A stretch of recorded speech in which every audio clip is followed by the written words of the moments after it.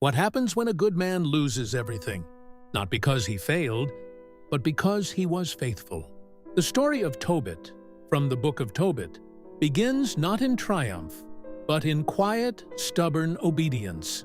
Tobit was an Israelite living in exile in Nineveh, under a foreign king. Around him, many had abandoned the laws of God. But Tobit refused. While others blended in, he stood apart. He gave food to the hungry, clothes to the poor, and most dangerously of all, he buried the dead. In those days, burying certain bodies was forbidden. It was an act of defiance. But Tobit did it anyway. When he heard that one of his people had been killed and left in the street, he would go out, often at night, retrieve the body, and give it a proper burial, even when it put his life at risk, even when others warned him to stop. This wasn't convenience, it was conviction. Eventually, word reached the king. Tobit was marked.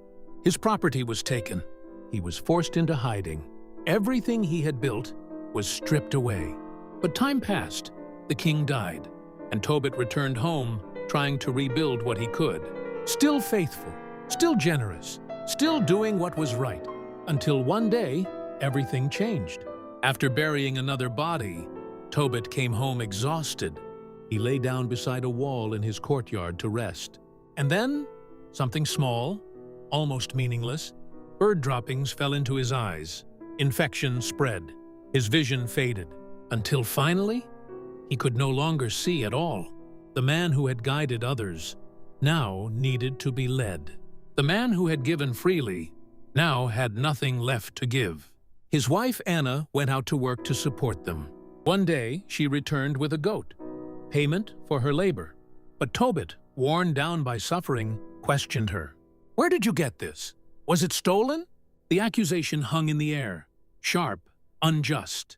Anna fired back, hurt and angry. She reminded him of all his good deeds and what they had brought him.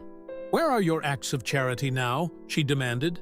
It was a painful moment, not just because of what was said, but because of what it revealed. Even the faithful can break under suffering. That same day, overwhelmed by grief, Tobit prayed, not for healing, not for restoration, but for release. "Lord, command my spirit to be taken from me." He asked for death, and far away, someone else was praying the same prayer. While Tobit suffers in Nineveh, another story is unfolding elsewhere, one that will change everything. Subscribe for Part 2.